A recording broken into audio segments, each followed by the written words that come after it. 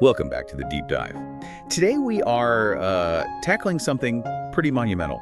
We're diving into a philosophical blueprint for achievement, one that really fundamentally shaped modern capitalism. Yeah, it's based on analyzing literally hundreds of successful American leaders. We're talking figures like Andrew Carnegie, Thomas Edison, Henry Ford, the giants. And this isn't just, your average business book. No, not at all. The source material itself calls it a textbook on individual achievement. What? It actually says it demands study, digestion, and meditation. It's presented as this really effective formula for turning desires, intangible things, into actual physical reality. So our mission today is to really dig into that, to excavate the core operating principles, the foundational steps that supposedly make this whole system work. Right. We're focusing on 4 key pillars they live out. The power of what they call definite desire, then leveraging specialized knowledge, the absolute necessity of persistence, and this fascinating concept Andrew Carnegie swore by, the mastermind. And there's this idea of a singular secret hidden within it all.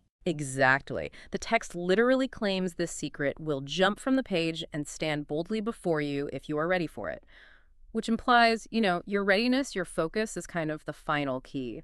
The validation they offer right up front is pretty compelling, too. You have Andrew Carnegie, who had very little schooling himself, using this philosophy to coach young men, often starting with absolutely nothing, and guiding them to amass huge fortunes. It really drives home that it wasn't about who you knew or where you came from. It was about applying these principles. And there's a really personal example, too. The author's own son, Blair. Right. Born without normal hearing. A significant handicap. A huge one. But by applying these principles rigorously, Blair apparently converted that handicap into what the source calls an asset of great value.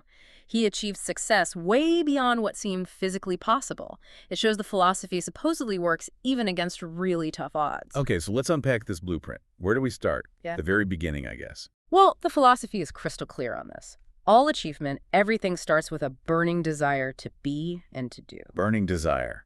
Not just a casual wish. No, it has to be specific and it has to be intense. Like they say, dreams aren't born from indifference or laziness. You can't just kind of want it. And that word definite seems crucial. It's the linchpin.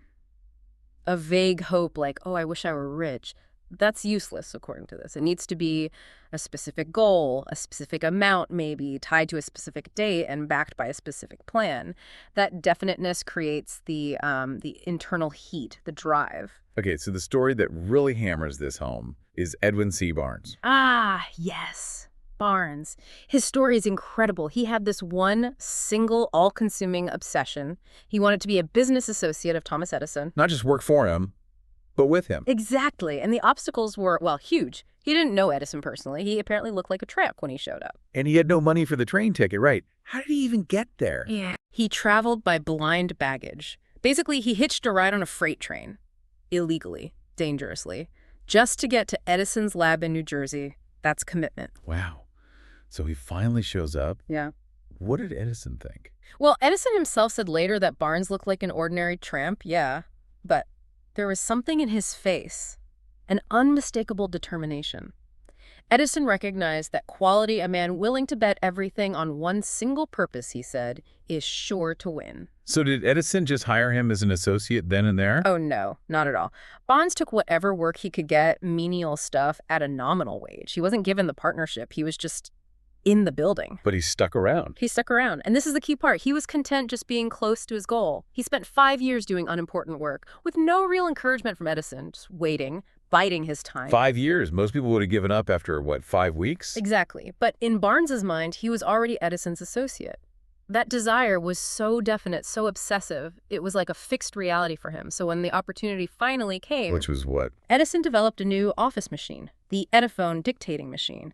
And nobody was really enthusiastic about selling it except Barnes, because he knew this was his chance. His internal faith, that certainty, allowed him to see the opportunity and seize it. He got the contract, made a fortune, and became Edison's associate. His desire became fact.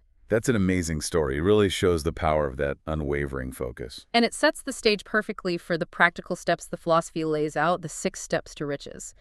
These are meant to be the guide for turning any definite desire, not just money, into its actual equivalent. And it emphasizes imagination, not just hard work or education. Right. It's about mental organization. So let's quickly run through them because they're foundational. Okay, step 1. First, fix in your mind the exact amount of money or the specific goal you desire. Be precise. No vagueness allowed. All right, got it. Exact amount. Step 2. Determine exactly what you intend to give in return for what you desire. There's no free lunch, basically. You have to offer value. Makes sense. Third. Establish a definite date by which you intend to possess it. A deadline creates urgency. Create a definite plan for carrying out your desire, and this is important, begin at once. Whether you feel ready or not, just start. Okay, plan and immediate action. Fifth. Write it all down. A clear, concise statement. The amount goal, what you'll give, the date, the plan.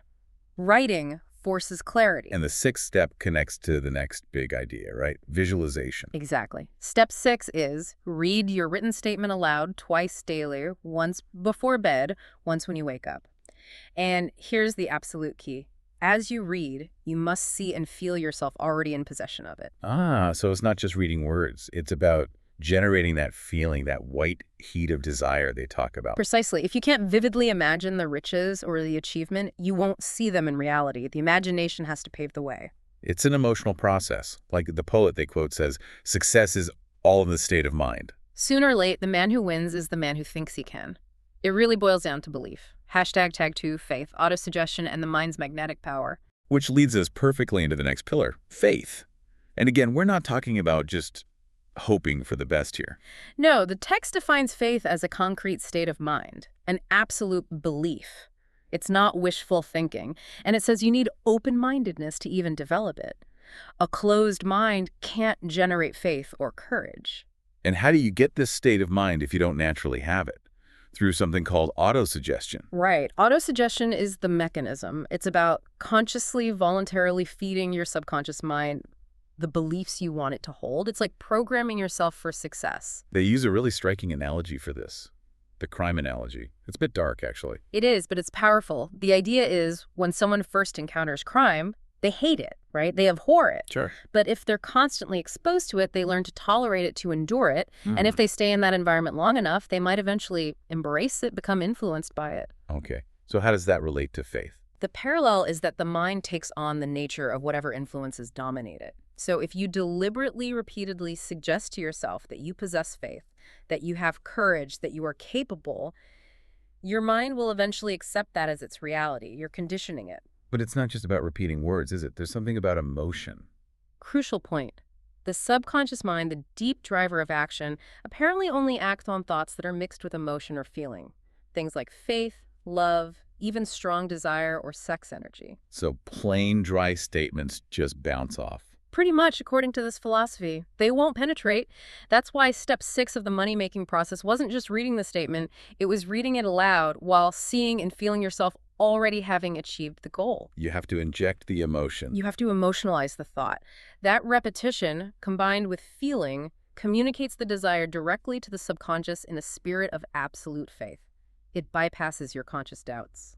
Okay, now here's where it gets, well, a bit metaphysical. This idea that we're masters of our fate because we control our thoughts, and our thoughts connect to something bigger. Yeah, it definitely ventures there. They talk about the universe, the ether, being filled with this universal power or energy. And this power, it adapts to our thoughts. That's the claim, that this power takes the nature of the thoughts we hold, positive or negative, and influences reality to transmute those thoughts into their physical equivalent, like manifest them. So as a modern listener, how do we approach that? Is it literal energy fields, or is the core idea just intense focus creating opportunities? Well, the text presents it as quite literal. That's part of its unique impact. But the practical takeaway, the nugget you can definitely use is this. Think of your brain as a magnet. Okay. The dominant thoughts you consistently hold, especially the emotionalized ones, they magnetize your brain. It starts attracting compatible vibrations, compatible ideas, people, opportunities. It's like tuning a radio. So if you're constantly tuned into the frequency of success and abundance, you start attracting things on that wavelength. But, and this is a huge warning, the power is non-discriminatory. It works just as effectively for negative thoughts. If you're tuned into fear, poverty, failure, it will attract those circumstances just as readily. You really, truly get what you focus on most intensely. That explains how someone like Mahatma Gandhi could wield so much power without traditional resources. Exactly. He had no money, no army, no warships, but he influenced 200 million minds. Through faith. Through the principle of faith, yes. He got all those minds to coalesce and move in unison. He used emotionalized thought on a massive scale, creating a kind of collective mastermind. It shows faith isn't just personal, it can be a world-changing force. And they connect this to historical religious figures, too. Right. The source points to the Nazarene, suggesting that the core force behind Christianity's spread and the achievements often called miracles was fundamentally faith in action. This power is presented as universal, available to anyone who learns to cultivate and direct it through deliberate, emotionalized thought. Tag 3, specialized knowledge and the mastermind principle. Okay, so we have the burning desire. We've built the faith through autosuggestion. Now, do we just need to become walking encyclopedias, learn everything? Actually, no. And this is a really important point the philosophy makes. It kind of pours cold water on the idea that just accumulating vast general knowledge is the key to, say, riches. So knowing trivia isn't the answer. Not in itself. General knowledge, they say, is of little use for accumulating wealth. Knowledge only becomes power, actual power, when it's organized into definite plans of action directed towards a specific, definite end. And failure to do that is the missing link in education. That's what they call it. The gap between just having information and knowing how to organize and apply it effectively. The famous Henry Ford story comes in here, right? The libel suit. Yes, perfect example. Ford was being questioned aggressively in court. Trying to paint him as ignorant because he lacked formal education, they called him an ignorant pacifist. And asked him basic history questions like, who was Benedict Arnold? Right, trying to trip him up, show he wasn't generally knowledgeable. And Ford, getting frustrated, basically said something like, look, I don't need to clutter my mind with that stuff. Because he had a row of electric push buttons on his desk. He said if he needed an answer to any question, he could push a button and summon an expert who could provide it, probably better than he could himself. So the point wasn't that Ford was ignorant, but that he didn't need to personally possess all the specialized knowledge. Exactly. Accumulating a fortune requires highly organized, specialized knowledge, yes, but the person driving the accumulation doesn't need to hold it all in their own head. Ford built an empire with less than a 6th grade education because he knew how to acquire and direct the specialized knowledge of others. So the lesson isn't don't learn, it's learn strategically. Precisely. First, identify the specific, specialized knowledge you need for your definite purpose. Then, figure out how to get it.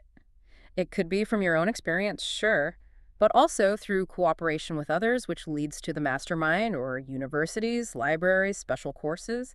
It's about continuous, focused learning and acquisition. Which brings us neatly to the mastermind principle. Carnegie credited his entire fortune to this. He did. The definition they give is pretty clear. Coordination of knowledge and effort in a spirit of harmony between 2 or more people for the attainment of a definite purpose. So Carnegie had his group of around 50 key people, all working together towards the goal of making and selling steel. Right. But here's where it gets interesting again. Is this just good teamwork or something more? The text talks about a psychic phase. Okay, I was going to ask about that. Psychic phase, spiritual units of energy. Is that just fancy language for synergy? That's the debate, isn't it? But the text insists it's more. It claims that when minds coordinate in perfect harmony, something unique happens. These spiritual energy units form an affinity. It's not just delegation or collaboration. It's presented as a genuine psychic synergy. Meaning the combined thought power is actually greater, multiplied somehow. That's the idea. They use a battery metaphor. One battery gives some energy. A group of connected batteries gives much more. Similarly, coordinated brains, working in harmony, generate exponentially more thought energy. And that extra energy benefits everyone in the group. Yes, that's key. The increased energy becomes available to every individual brain in the mastermind. It lifts the collective capacity. People can access ideas, solutions, insights they couldn't reach on their own. So how do you make this work practically? It's not just getting smart people in a room. No, there are specific requirements. First, you have to decide what you offer the other members in return. It doesn't have to be money, it could be your knowledge, contacts, resources. It has to be mutually beneficial. Second, you need to meet frequently, regularly, to refine plans and maintain that connection. And the third point seems critical. Harmony. Absolutely critical. Perfect harmony is stressed repeatedly. Any friction, disagreement, lack of trust, it breaks the connection. The source flat out says failure to maintain harmony guarantees the failure of the mastermind alliance. So things like ego, jealousy, they're not just personality clashes, they actually disrupt this supposed energy field. That's precisely the implication. They're literal drains on the collective power. Henry Ford seemed to grasp this, maybe instinctively. His biggest leaps forward apparently came after he became close friends with minds like Edison, Firestone, Burroughs, Burbank. He was absorbing their vibrations of thought. That's the language used. Even informally, he was creating these powerful mastermind alliances, consciously or not, and it amplified his own genius. Okay, this is all fascinating theory, but does it cash out? Let's look at the U.S. Steel example. That seems like the ultimate proof of concept. It really is dramatic. The entire idea for this massive billion-dollar corporation, U.S. Steel, originated entirely in the mind of one man, Charles M. Schwab. And he followed the formula we've been discussing. To the letter. He conceived the idea, he mixed it with absolute faith, he developed a detailed plan, and then he executed it. The execution being that famous speech, 90 minutes to J.P. Morgan and the biggest financiers of the day. Yep, December 1900 at the University Club. And it wasn't just a good speech, it was a masterclass in applying these principles. What did he actually say that convinced these, titans of industry? He didn't just vaguely suggest a merger, he laid out a highly organized, compelling program. He showed them exactly how consolidating operations would work, how they could boost efficiency through specialization, which mills to scrap, how to capture foreign markets. He painted a crystal clear picture. And convinced J.P. Morgan that bringing Andrew Carnegie into a giant trust was not only possible, but essential. Exactly. His eloquence, backed by that detailed plan and his own burning faith in the idea, was irresistible. And the deal itself was enormous. Schwab negotiated Carnegie's price, $400 million. Right, which apparently included an extra $80 million above the basic appraisal figure, purely based on Schwab's negotiation and the power of the idea. And Morgan later told someone, if you had asked for $100 million more, you'd have gotten it. Wow. So the value placed on Schwab's idea was staggering. The analysis suggests Schwab's concept, plus his faith and plan to convey it, increased the appraised value of the combined properties by an estimated $600 million. Just for an idea, properly conceived, planned, and communicated, it's a massive validation of turning thought into tangible wealth. Okay, so that's the billion-dollar scale. But how does this apply to everyday life, like getting a job, marketing your own services? The principles scale down perfectly. And here, the source actually challenges some common advice, like start at the bottom and work your way up. Really? What's wrong with starting at the bottom? They argue it's often fatal to ambition. Why? Because you get stuck in the rut. The daily grind, the low-level routine, it becomes a habit that's hard to break. It can kill your vision. So what's the alternative? Start midway up. The suggestion is to aim 1 or 2 steps above the bottom. That way, from day one, you're forced to observe how things work at a slightly higher level. You see the opportunities, you start thinking more managerially, you develop the habit of looking up. Interesting. And there's an example of someone doing this incredibly effectively. The college graduate. Oh, yeah, the mother who prepared the brief for her son. This wasn't just a resume. No, it was like a 50-page business proposal for himself. Exactly. Beautifully organized, detailed his abilities, his experience, sure. But crucially, it included a specific, actionable plan for the job he wanted. Even suggestions for how the company could improve its own operations using his skills. Talk about specialized knowledge applied directly. What happened? He got the job. First interview. At the salary he set, started as a junior executive, not an entry-level grunt, the analysis. This planned, organized presentation clipped off no less than 10 years of typical career climbing. That's powerful. So for sustained success in selling your services, they offer this QQS formula. Right. Simple but profound. QQS stands for quality, quantity, and spirit. Okay, break those down. Quality. Performing every single task, every detail, in the most efficient, excellent way possible, always striving to do it better. Quantity. Rendering all the service you're capable of. And more than that, continuously increasing the amount of service you provide over time, going the extra mile habitually. And spirit. This seems linked to the harmony idea in the mastermind. Absolutely. Spirit is about your conduct. Agreeable, harmonious, cooperative. It's the attitude that makes people want to work with you. Carnegie apparently stressed this hugely. He wouldn't keep anyone, no matter how brilliant, if they couldn't work harmoniously. That positive spirit is often what makes your services truly valuable and permanent. It reflects a shift in business attitude, doesn't it? Away from public be damned. Completely. The philosophy champions a partnership view. Employer, employee, you're both fellow workers serving the public, the real boss. So courtesy, harmony, service, those become the essential watchwords for lasting success. Okay, the formula seems clear. Desire, faith, specialized knowledge, mastermind, organized plans. But putting it into practice, that's where the real challenge lies, right? Dealing with setbacks with our own weaknesses. Absolutely. And the philosophy identifies the single biggest weakness, the most common cause of failure, a lack of persistence. Just not sticking with it. Right. It says persistence is the ultimate test.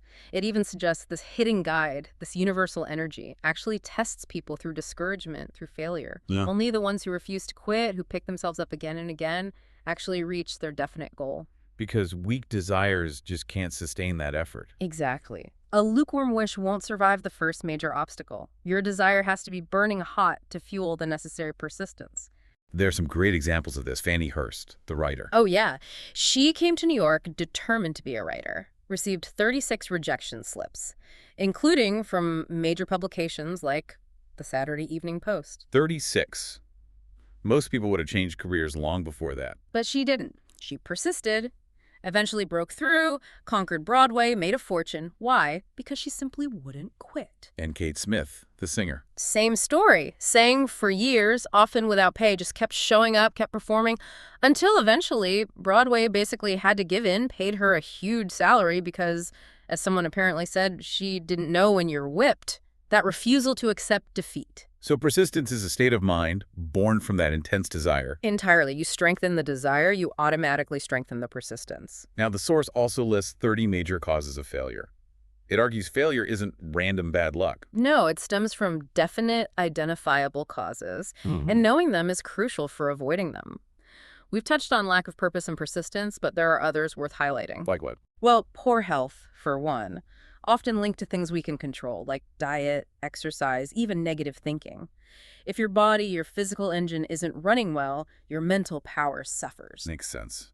What else? Unfavorable environment during childhood. Growing up surrounded by negativity or fear can make developing faith really difficult later on. It's a hurdle many have to overcome. Lack of self-control is a big one, too, specifically around money. Yes, the habit of indiscriminate spending, living paycheck to paycheck, always in debt. It creates this constant fear of poverty, undermines your confidence, reduces your bargaining power. Having some money saved provides courage. And intolerance, being closed-minded. Fatal. Fatal to the mastermind, fatal to acquiring new knowledge. You have to be willing to consider new ideas, different perspectives, even if they challenge your own. And then there are the twin brothers of disaster. Indecision and procrastination. Oh boy.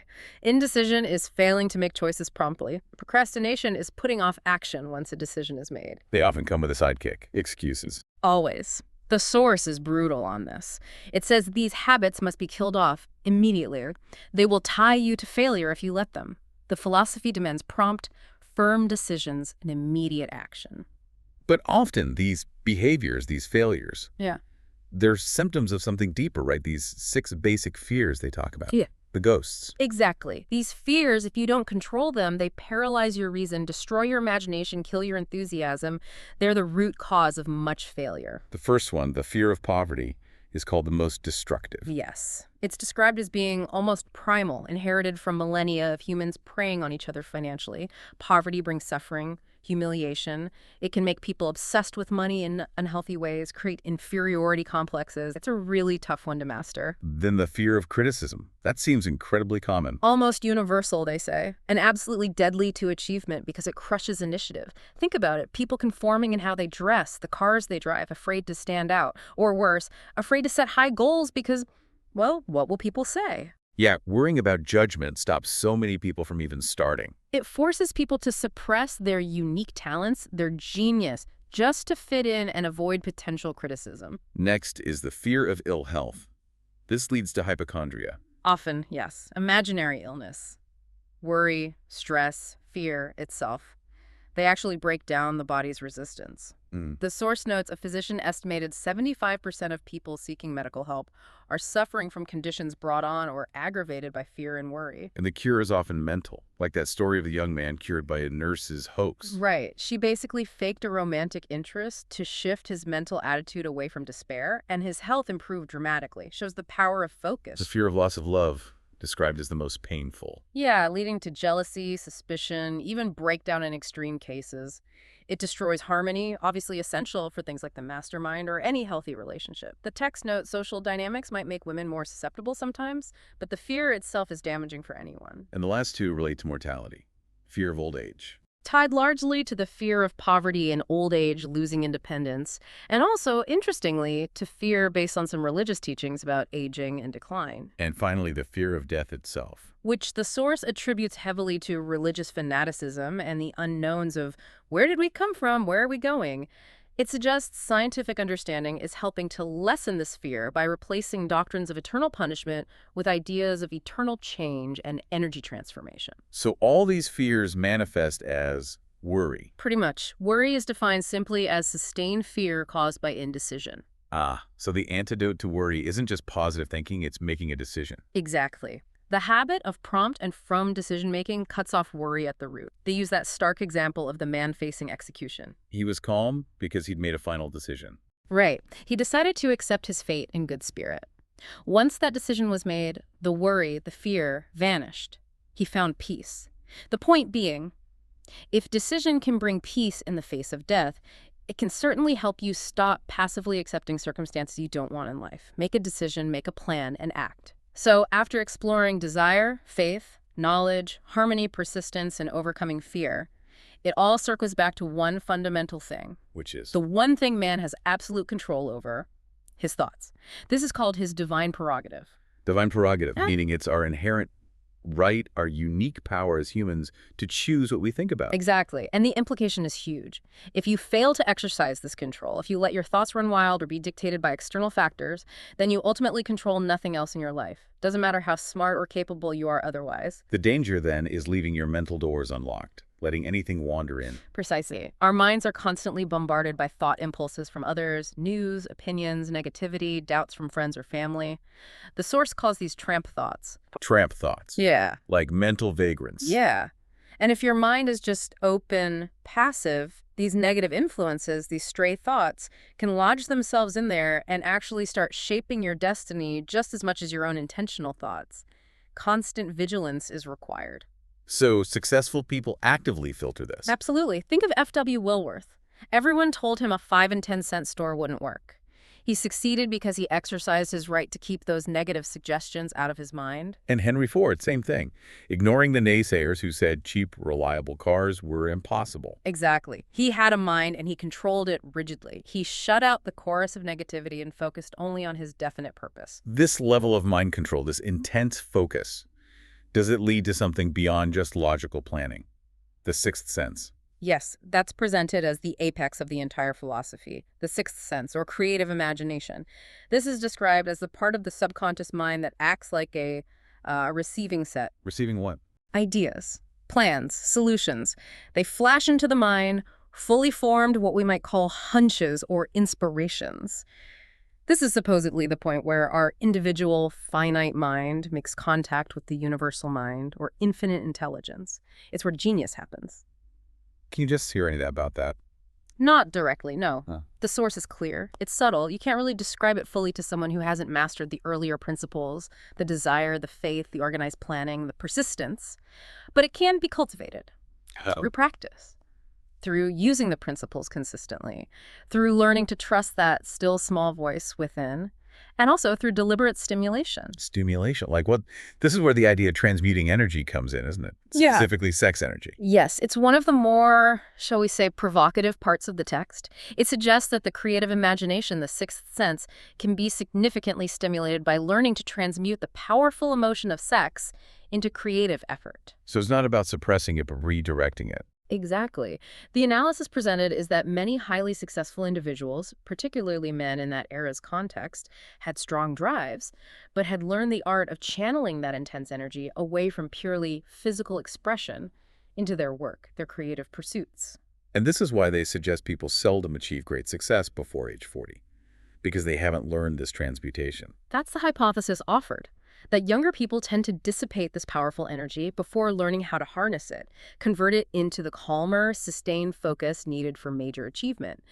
It's about lifting yourself into a higher sphere of thought, fueled by potent emotional energy. Whether that stimulus comes from love, desire, or even the synergy of a mastermind group, it unlocks creativity. Right. And the author even gives his own very unusual method for cultivating desirable traits using autosuggestion, his invisible counselor. Ah, yes, the imaginary council meetings with Lincoln, Edison, Carnegie. Nightly meetings in his imagination.